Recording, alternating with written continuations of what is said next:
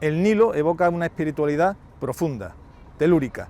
Por eso la historia del Antiguo Egipto es también la historia de sus dioses y sus faraones. Y entre todos ellos hubo uno realmente singular, Akenatón, que rompió la tradición politeísta para empeñarse en crear una nueva religión monoteísta. Es realmente una historia fascinante que vamos a conocer.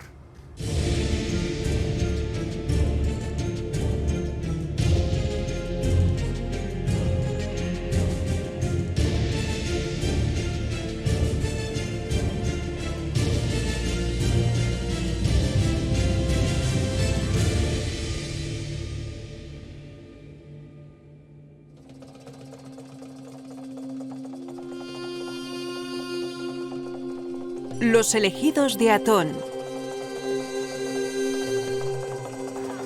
Los llamados colosos de Memnón son dos de las imágenes más icónicas de Egipto. Todo aquel que haya visitado la orilla de los muertos sabe que son la señal de entrada a uno de los espacios más relevantes de la egiptología. En realidad, representan a Amenhotep III. Estaban situados en los pilonos de entrada de su templo de millones de años, un recinto que fue dedicado al dios Amón. Amenhotep III, padre de Ajenatón, fue uno de los faraones que más y mejor construyó en esta zona. Los colosos ya eran famosos en la antigüedad. El mismísimo Adriano llegó hasta aquí con su esposa Vivia Sabina y un numeroso séquito para verlos y oírlos cantar al amanecer, como indicaba la leyenda. Muy cerca de este fastuoso templo, hoy en reconstrucción, estaba el Palacio Real de Amenhotep III. Conocida históricamente como Malkata, la denominada Golden City saltó a las portadas de la prensa mundial hace unos meses. El yacimiento había sido excavado en los años 30 del siglo pasado por egiptólogos franceses. La profundidad de aquella intervención no había aclarado suficientemente la naturaleza del lugar. El propio Saïd Hawass, responsable de los trabajos, detalla las hipótesis que se manejan en la actualidad. La ciudad nos cuenta que Atón, el único dios, empezó con Amenofis III, no con Akenatón. Pero Amenofis III era inteligente, porque mantuvo a Amón y otros, pero Akenatón era estúpido. Solo se concentró en Atón, y por eso abandonó una ciudad como esta.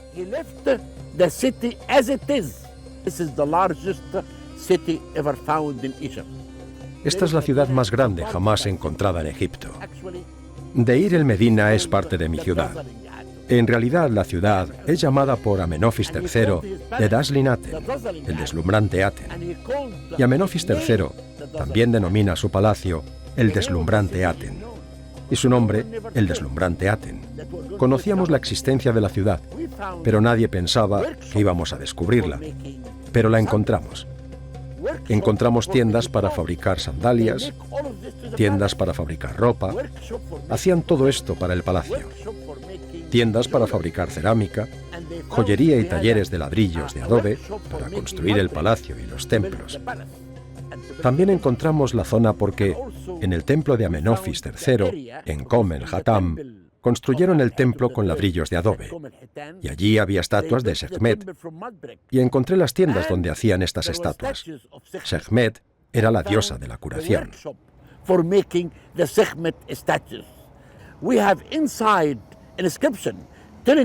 Encontramos también inscripciones que nos hablan del secado de la carne que usaban en el quinto festival de Amenofis III.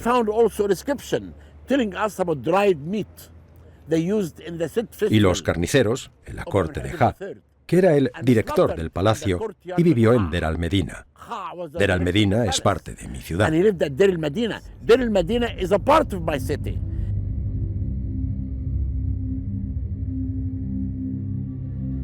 Amenhotep III, hijo de Tutmosis IV, fue un faraón clave, el hombre que probablemente inició la crisis más profunda que se vivió en el antiguo Egipto. Desde su reinado, la 18ª dinastía iba a atravesar un periodo de oscuridad y conflicto religioso, paradójicamente representado en el disco solar, en Atón. Amenhotep III era medio extranjero, medio asiático, posiblemente hurrita o mitano, descendiente de una oligarquía de jinetes o expertos en el manejo de carros de guerra. Así lo afirman algunos autores. Las relaciones de los faraones egipcios y los reyes mesopotámicos se han acreditado a través de una serie de cartas que aún se conserva. La mayoría se obtuvieron en el Egipto Medio, en un lugar de gran relevancia en esta historia que no ha hecho más que empezar. Alrededor de los templos de Atón se generaba una intensa actividad política y administrativa. Hace 2 siglos, justo detrás de este pequeño templo de Atón, una campesina encontró unas tablillas con una extraña escritura. Se demostró que eran las tablillas cuneiformes, hay cientos de ellas pertenecientes al archivo del templo, donde se depositaban la correspondencia que el faraón tenía con embajadores y monarcas de otra zona. Un descubrimiento trascendental para conocer la historia del periodo Akenatón. Amenhotep III, o Amenofis en griego, mantenía un conflicto soterrado con los sacerdotes de Amón, el clero poderoso del dios de la ciudad de Tebas, el dios oscuro, el dios que debía manifestarse en el faraón por ser este su hijo carnal. El faraón no era solo un rey, era un hombre en preparación de sus potencias espirituales, un hombre en el camino de la iniciación máxima, de la mediación ante la divinidad. Como afirmó Eril Horno, la religión egipcia vive del hecho de que los dioses existen y esta seguridad penetra en todos los aspectos de la vida egipcia. Si eliminamos a los dioses del mundo, entonces queda una cáscara oscura y deshabitada que no vale la pena contemplar. Esta es una historia que se mete en lo más profundo del ser egipcio, su religión. Y los ecos de aquel conflicto todavía resuenan en las arenas del desierto y los papiros del Nilo. La expulsión de los Hyksos a mediados del 1500 a.C. dio origen a una dinastía, la 18ª, que es sin duda la más recordada de Egipto por sus grandezas. Hatshepsut, Tumosis III, Ajenatón, Tutankamón o Nefertiti son algunos de sus personajes más conocidos, auténticos ídolos vivos para los aficionados a la egiptología de todo el mundo. Su leyenda les precede. La reina Hatshepsut fue faraón. Esto puede parecer una contradicción, pero en Egipto solo podía denominarse el soberano como faraón. Su templo, de Deir el-Bahari, es una de las construcciones más visitadas de Egipto. Situado junto al Valle de los Reyes, es un gran libro de piedra, con muchas notas a pie de página. Pues la reina Hatshepsut es otro de estos personajes míticos de la historia de Egipto, que a veces mal contada, pero realmente fue el gran faraón de Egipto. Realmente la palabra faraón se la debemos a ella. Nace con ella. Nace con ella. O sea, porque viene de la palabra egipcia el que vive en la casa grande, Per-A, y de ahí deriva la palabra faraón. O sea, es una gran reina que tiene una gran historia. El tema es una historia también de amor con Senemut y es una cosa fantástica. O sea, y el circo rocoso donde Senemut la coloca a ella, enfrente tenemos Karnak, porque la hace hija carnal de dios Amón. Es una cosa realmente fantástica.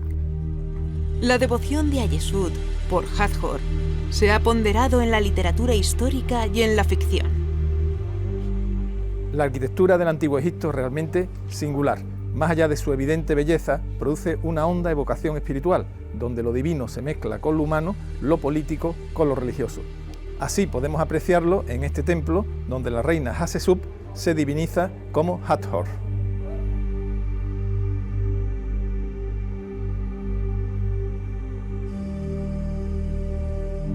El Sancta Sanctorum de Deir el-Bahari es esta cripta policromada.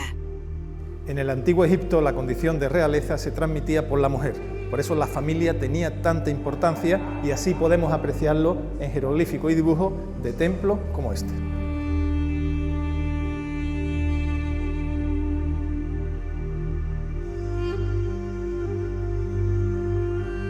A pesar de su grandeza política, de su ambición como faraón y de la expedición al Punt, desde donde volvió a traer las plantas de mirra necesarias para la manifestación del dios, Hatshepsut también sufrió el ultraje de su memoria después de su muerte.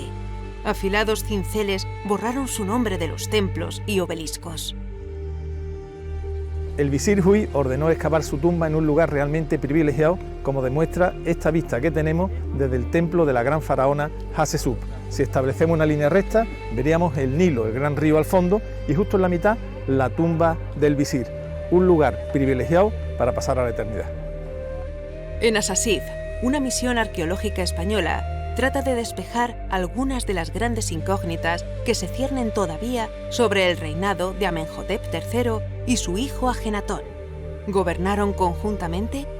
¿La crisis del monoteísmo es atribuible a los dos faraones? La posibilidad de una corregencia entre Amenhotep III y su hijo Ajenatón continúa en el centro del debate de los egiptólogos. Los trabajos en Asasif de la misión española tienen mucho que aportar al respecto.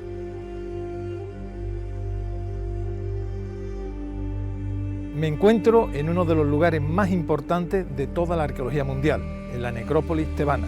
Detrás mía podemos observar el templo, bellísimo templo, de la gran reina Hatshepsut, tras la montaña tebana, el Valle de los Reyes.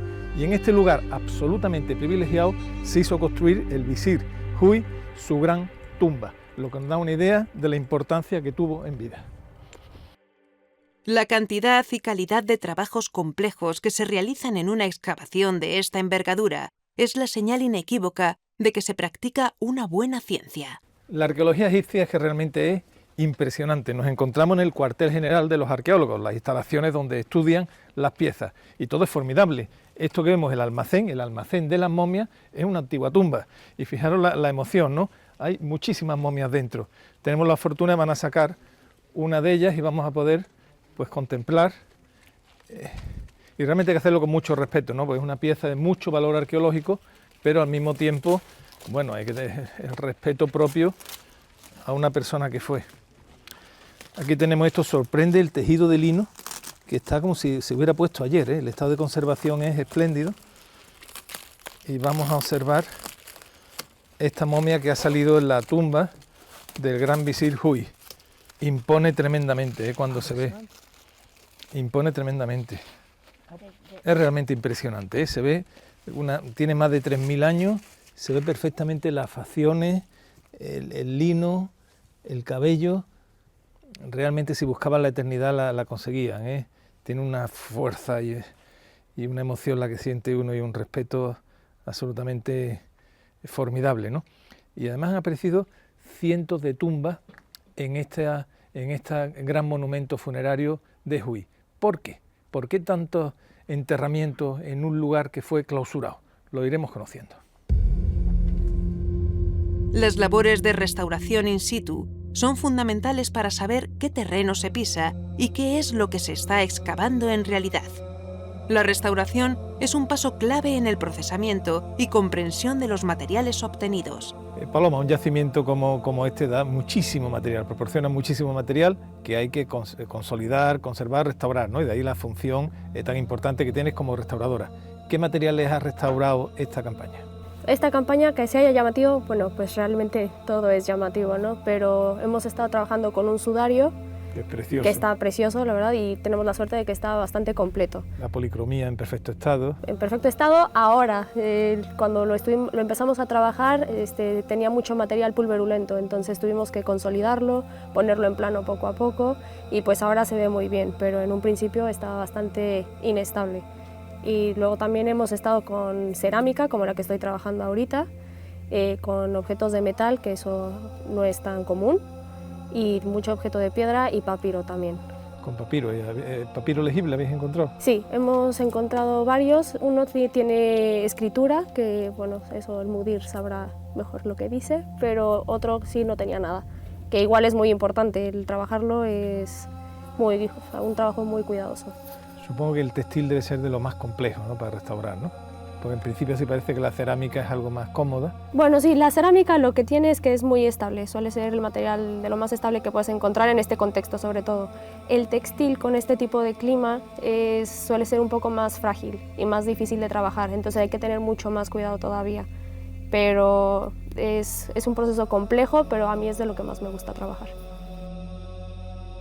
Si en cualquier excavación de una cultura antigua con escritura, los epigrafistas son esenciales, en una del Egipto faraónico son sencillamente condición sine qua non. La lectura e interpretación de la escritura jeroglífica está llena de matices y falsos amigos. Los jeroglíficos, dependiendo del tipo y la época, pueden ser un verdadero criptograma. En cada periodo, sus grafías pueden leerse en cualquier sentido y la polisemia de algunas imágenes pueden crear confusiones en su interpretación y conducir una investigación por el camino equivocado. Esta labor ya es más compleja que leerlo simplemente, porque también requiere de una reconstrucción de los paramentos. Para ello pues tenemos miles de fragmentos, los cuales pues tenemos que unir todo como un puzzle enorme. Un puzzle complejo. Exactamente, pero aquí tenemos que tener en cuenta muchos factores. Tenemos que tener en cuenta la dimensión de los jeroglíficos, la calidad de los mismos, pues el estilo artístico, si es bajo relieve, si es inciso. Todo esto hay que tenerlo en cuenta a la hora de establecer un patrón. Claro, y dado que en verdad la tumba es un enorme texto, es como un libro esculpido en piedra, el texto no puede alterarse, tiene que ser muy respetuoso y es muy delicado tu trabajo. Tiene que tener una lectura coherente, no puedes poner una pieza que no encaje o que pudiera deformar la lectura. Eso es, el estudio que se requiere previamente a la colocación de cualquier pieza es enorme. Empezamos por, como te he dicho, tener en cuenta pues todos estos factores para intentar hacer este puzzle inmenso. Y en segundo lugar, tenemos que tener muy en cuenta también el lugar de descubrimiento de los relieves. ¿Por qué? Porque no son los mismos relieves que aparecen en la entrada que los que aparecen en el fondo de la capilla.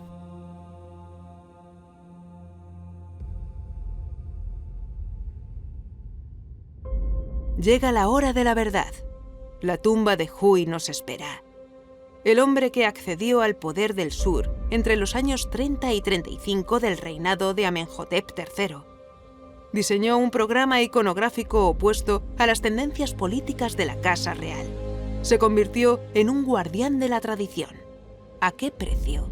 Bueno, Teresa, ha llegado la hora de bajar a la tumba, que estoy deseando, porque vaya obrón, vaya excavación, es tremenda. Sí, la verdad es que sí. ¿Cuándo empezaste a excavar? Pues mira, empezamos a excavar en el año 2009, octubre del 2009.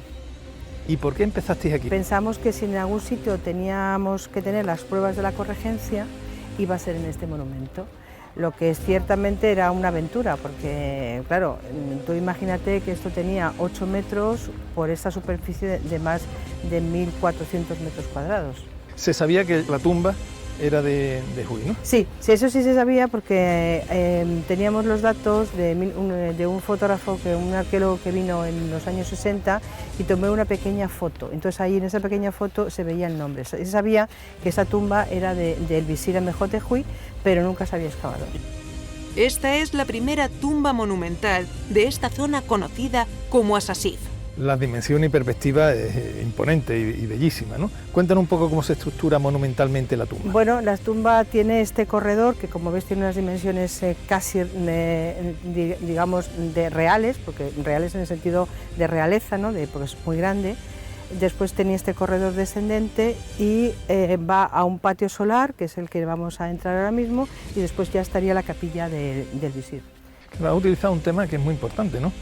Dimensiones reales, sí. Pero en verdad era un visir, era un primer ministro, por tanto realmente tuvo mucha importancia histórica o se le quisieron dar en su momento. Claro, evidentemente este hombre tenía todo el peso del clero de Amón, seguramente con él mismo, y por eso esta grandiosidad de esta tumba tan... porque mira qué muros tenemos aquí, ¿no? Bueno, y en estos muros aparecen como unas puertas selladas, ¿qué son? Sí, son tumbas que en época posterior al visir, por ese rango que tuvo después de mártir, pues la gente se quiso enterrar en esta zona porque se considera una zona santa, y en esta zona, pues imagínate la cantidad de tumbas que hemos encontrado nuevas. ¿Este patio estaría diáfano en su momento? En su momento estaría completamente diáfano. Se pensó en hacer un porche porticado, porque tenemos esta que no se conserva, pero mira aquí las líneas rojas que estaban preparadas para ser cinceladas. Esculpir la columna. Y esculpir la columna. Entonces no dio tiempo porque este visir algo le pasa, le muere o le desaparecen y no se termina el trabajo. En época posterior, por esta grandeza que tiene el visir, de este mito que se crea en la gente de Tebas, se hacen enterramientos como este que tenemos aquí, donde en aquella parte de allá encontramos un enterramiento intacto. Aquí, en esta otra esquina, encontramos otro enterramiento intacto. De grandes sacerdotes del templo. Por aquella era una cantora del dios Amón y aquí era un importante sacerdote del templo del dios Amón. Vamos a entrar en la capilla, que es el lugar, el Santa Santoro, lo más importante. Te invito a pasar en la gran capilla del visir Amenhotep. Entramos en la tumba y lo primero que nos encontramos a nuestra derecha es esta pared, bueno, con jeroglíficos parciales. Cuéntame, parece que se picaron, se cayeron, lo estáis reconstruyendo, ¿qué trabajo estáis haciendo aquí? Bueno, esto realmente lo tiraron abajo porque por todo el problema que hubo con este visir, y ahora mismo por un trabajo de anastilosis lo estamos reconstruyendo. Tenemos entre las paredes y los frentes tenemos algo más de 12.000 fragmentos, que ahora de momento sabemos que es un himno solar, que es una cosa bastante novedosa también. Entonces, pero creemos que es un fragmento. Pero aparte de su significado, lo que es bellísimo, el grado de detalle, la mano del visir seguramente, la pulsera, se ven los detalles, este pez con las escamas, es un grado de detalle. Es una cosa increíble, pero fíjate, por ejemplo, en esta cara con la peluca que se ve perfectamente. Estamos probablemente en la apoteosis del arte, ¿no? Sí, sin duda, ¿no? Sin duda. O sea, el grado de perfección que se alcanza en este momento no es igualado después ni se alcanza antes, ¿no? Yo creo que este es el momento más álgido de todo el arte faraónico. Yo creo que es justamente en este momento, es sin duda. Aquí están las pruebas. En origen esta sala tendría 30 columnas, de las cuales cuando nosotros empezamos a excavar tan solo quedaban 2. Aquellas 2 de allá, y que ahora mismo estamos en el proceso de levantarlas todas para dar sujeción precisamente al techo. Es un vaciado, una obra muy laboriosa, muy artística, pero por ejemplo allí veo una puerta que abriría un espacio, pero parece que no está terminado. Exactamente, eso ahora mismo estamos reconstruyendo esa parte. Sabemos que iba una puerta que hubiera dado también lugar a un pasillo posiblemente con más columnas y a otra sala más grande y posiblemente otras dependencias, porque sí que sabemos que en aquella esquina de allí hubiera sido el descenso hacia la cámara, pero tenemos el comienzo del arranque. No, se ve que se encontraba con alguna dificultad, no sabemos cuál, y entonces en la entrada justamente de la tumba hemos encontrado que empezaron a excavar como para hacer una cámara subterránea debajo. Quiere decir que la obra se dejó sin terminar, no se excavó para allá, el pozo, la entrada a la cámara no se hizo. Ahora habrá que averiguar el por qué no se terminó y es toda una tarea de detectivesca, ¿no? De conocer la historia. Completamente. Pero quizá alguna de las respuestas estén esculpidas, ¿no?